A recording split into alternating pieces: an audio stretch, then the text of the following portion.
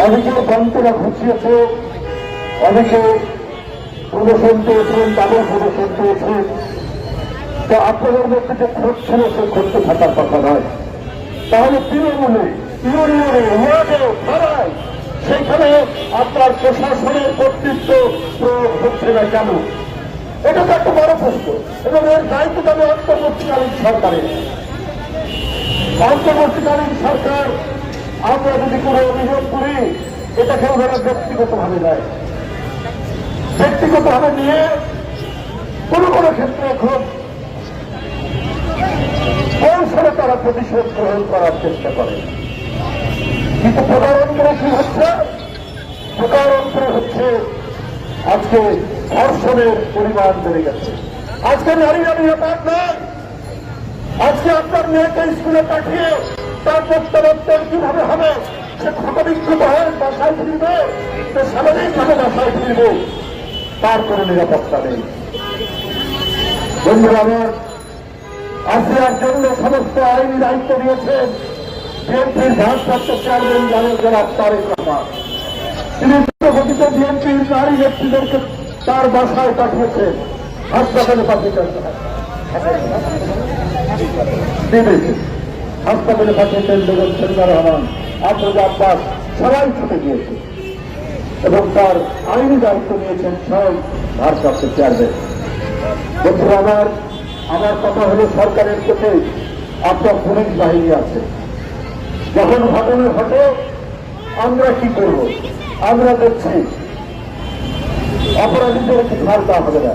আরে অপরাধী অপরাধ করার আগেই যদি আপনার আইনের প্রয়োগ ঠিকঠাক মতো হতো, আইনের শাসন প্রয়োগ করা হতো, তাহলে এই পরিস্থিতি হতো না।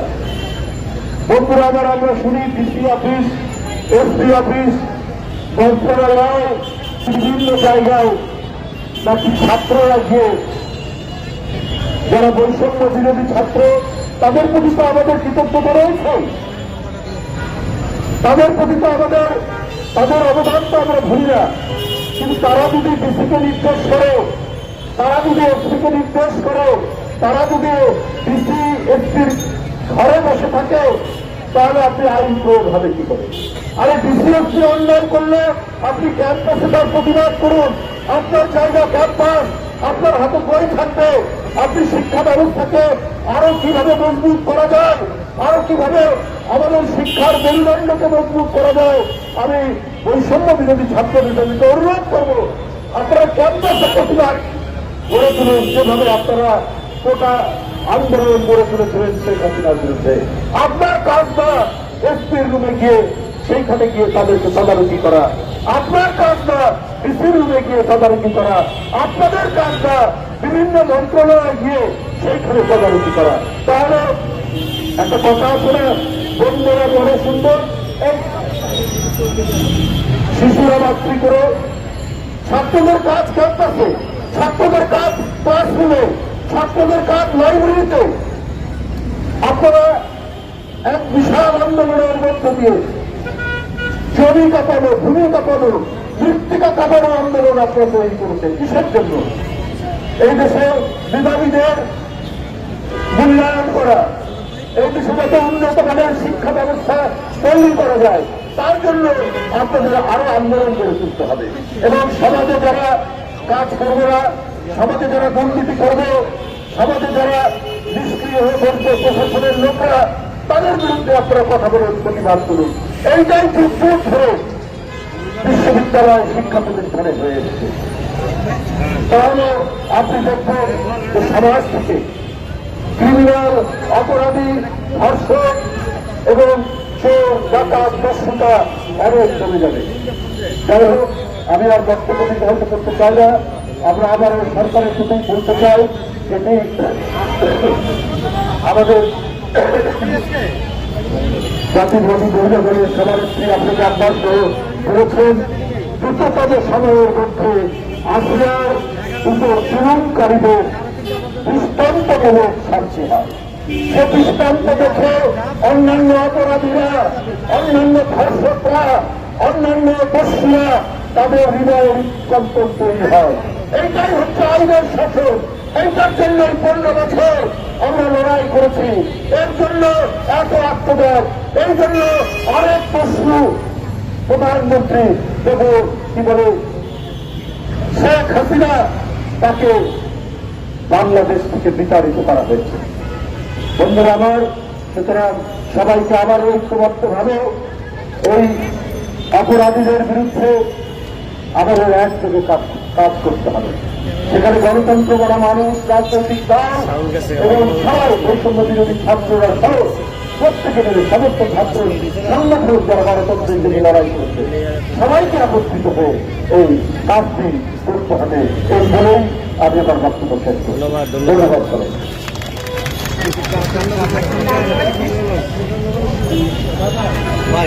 ধন্যবাদ ইসরায়েলকে। আমার বোন আসিয়া চিৎকার শুরু হয়েছিল মাগুরা থেকে। সেই চিৎকার মাগুরার প্রতিদিন দেওয়া হয় যখন ঢাকায় আসে, সেই চিৎকার ঢাকায় আসে। আজকে দুজনে আসিয়া সারা বাংলাদেশকে চিৎকার করিয়েছে। বাংলাদেশ জাতীয়তাবাদী মহিলাদের জন্য চিৎকার করবে, চিৎকার করবে, চিৎকার করবে কাজ করার, চিৎকার করবে বিচারের জন্য। সম্মানিত নেতৃবৃন্দ, এই মুহূর্তে আমাদের তাৎক্ষণিক বিক্ষোভ মিছিল শুরু হচ্ছে। আমাদের তাৎক্ষণিক বিক্ষোভ মিছিলের নেতৃত্ব দিচ্ছেন আমাদের আজকের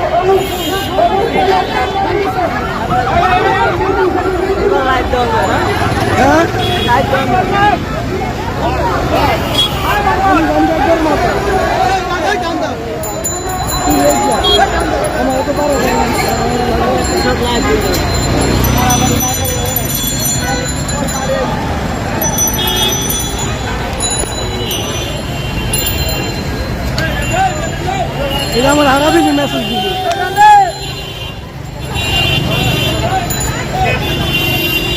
এটা কোন গাড়ি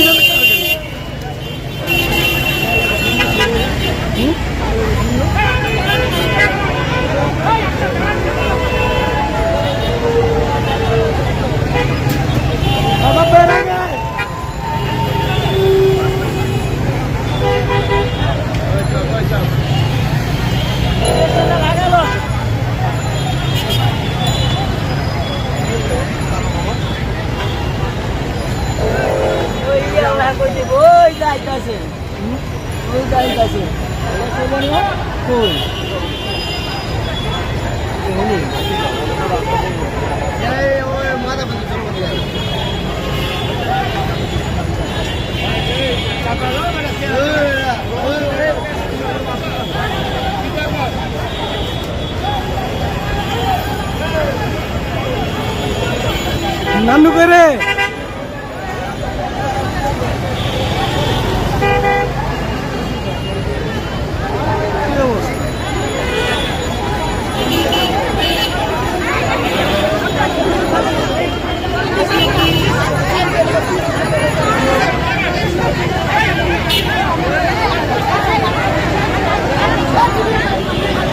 আপনারা ব্যানার লাগে বসছেন।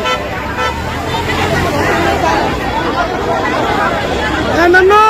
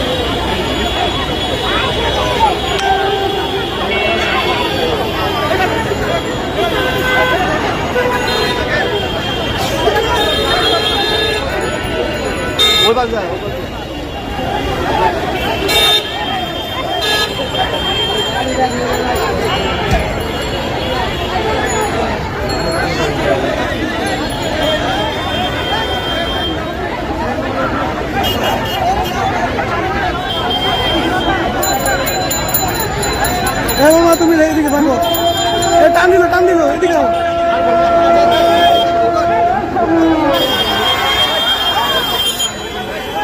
ফাঁসি ফাঁসি চাই রশি লাগলে রশি নেই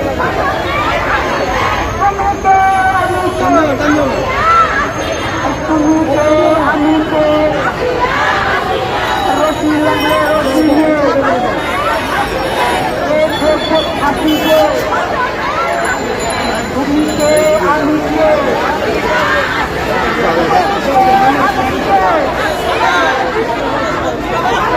তুই গেলে মারে তালে তালে চামড়া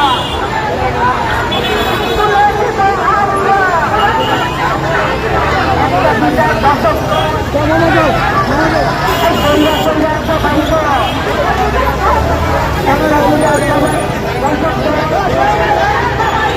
তুমি কে আমি কে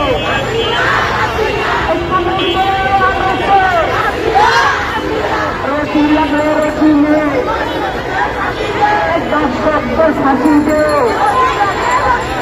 তুমি কে আমি কে তুমি কে আমি কে দর্শকদের ধ্বনি জানে মারা তালে তালে দর্শকদের চামড়া তুলে নিব আমরা এই একটা বিরাট সত্য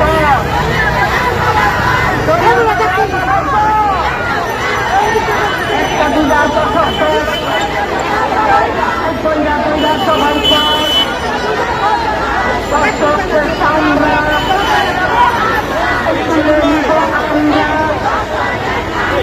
দর্শকদের ধ্বনি জানে আমারও তালে